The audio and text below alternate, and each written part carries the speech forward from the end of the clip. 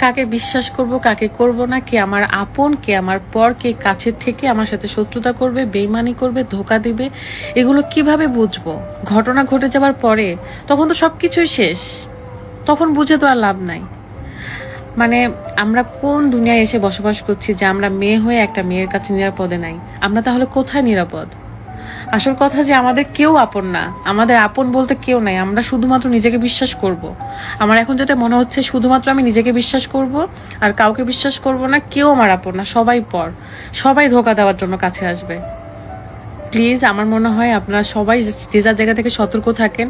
আমরা যদি সঠিক বিচার পাইও, যে ধোকা পেলো, যে যার সাথে সে মেয়েটা মানে কাছে থেকেও শাস্তি দিল, কষ্ট দিল, তার সামনে এত কিছু হচ্ছে, সে একদম হেল্প করতেছে, মানে বলার ভাষা নাই। আল্লাহ আমাদের সবাইকে মাফ করুক, হেদায়েত দিক। আমরা সঠিক বিচার তো চাই, কিন্তু ব্যাপারটা হলো সঠিক বিচার হলো যেটা কাফি ভাইয়া বলছিল, তার ফ্যামিলিকে যদি 10 লাখ টাকা দেওয়া হয়ও, কিন্তু তাতে কি হবে? এই ধোকাটাও কমতেছে না। যে চলে গেছে সে চলেই গেছে, সে আর কখনো ফিরেও আসবে না। মানে আমরা কোথাও নিরাপদে নাই, আমরা কোথাও নিরাপদে নাই। তাই আমরা শুধুমাত্র আমরা নিজেকে বিশ্বাস করব, নিজের মাইন্ড যেটা বলে সেটাকে বিশ্বাস করব। কোনো মানুষকে কাছে টানবেন না, ভালোবাসবেন না, আপন করবেন না, মেয়ে মানুষকে তো আরোই না। কিন্তু দুনিয়া এটা চলতে হবে, থাকতে হবে, বিশ্বাস করে চলতে হবে, বিশ্বাস করার অভিনয় করে থাকতে হবে, কাছে টানতে হবে। আমি জানি না মানে আমরা কিভাবে চলাফেরা করব, আমরা জানি না কিভাবে কোথায় আমরা নিরাপদ। আমি মানে সহ্য করতে পারতেছি না, মানে আমার এত খারাপ লাগতেছে দেখে। শুধু আমার না, দুনিয়াতে যত মানুষ দেখবে, যত মেয়েরা দেখবে, সবারই খারাপ লাগবে। সেখানে যে মেয়েটা এখন স্টিল দাঁড়িয়েছিল, কলিগ, ডক্টর মৌমিতার যে কলিগ, উনার যে কলিগ, ও যে দাঁড়িয়ে থেকে ওকে হেল্প করতেছে, ওই পাষাণ মানুষগুলোকে যে হেল্প করতেছে, মানে কি বলবো, এগুলো দেখে বুকের ভেতরে দুমড়ে মুচড়ে যাচ্ছে, সহ্য করতে পারতেছি না, কথা বেরোচ্ছে না।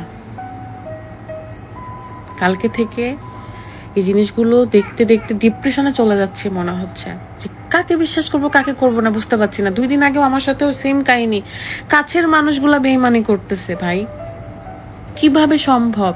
তারা নাকি স্রোতে গা ভাসিয়ে যাচ্ছে, সত্য মিথ্যার তো বিচার দূরেই থাকলেও তারা স্রোতে গা ভাসাচ্ছে। সে আমার আপন না, পরে সব ভাবার দরকার নাই, কিছু নাই। তো জীবন থেকে আমি নিজেও শিক্ষা পেয়েছি। তবে আল্লাহ আমাদের সবাইকে রক্ষা করুক, সবাইকে সব বিপদ থেকে রক্ষা করুক, এবং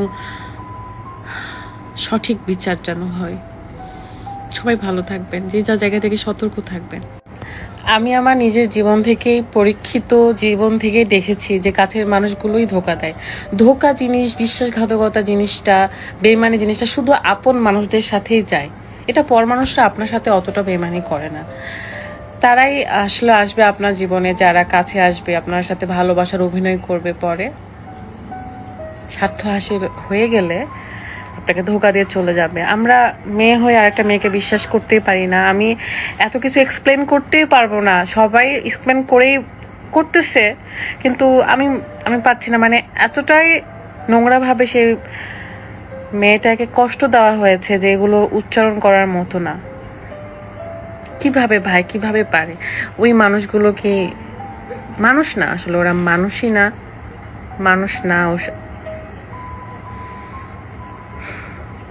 যদি মানুষ হতো, কলিগটা যদি মানুষ হতো, সে যদি ডক্টর মৌমিতার জায়গায় তার নিজেকে উপস্থাপন করে ভাবতো একটু, তাহলে বুঝতো। কিন্তু সে ভাবেই নাই, সে ভাবলেও কষ্ট পাবে না, কারণ তার ভিতরে এতটাই ক্ষোভ, এতটাই হিংসা, এতটাই।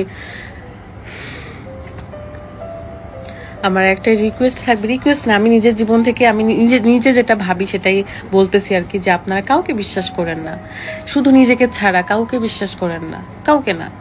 কারণ পৃথিবীতে দেখতেছেনই তো যে কত রকমের ঘটনা ঘটে যাচ্ছে, কত রকমের ঘটনা ঘটছে।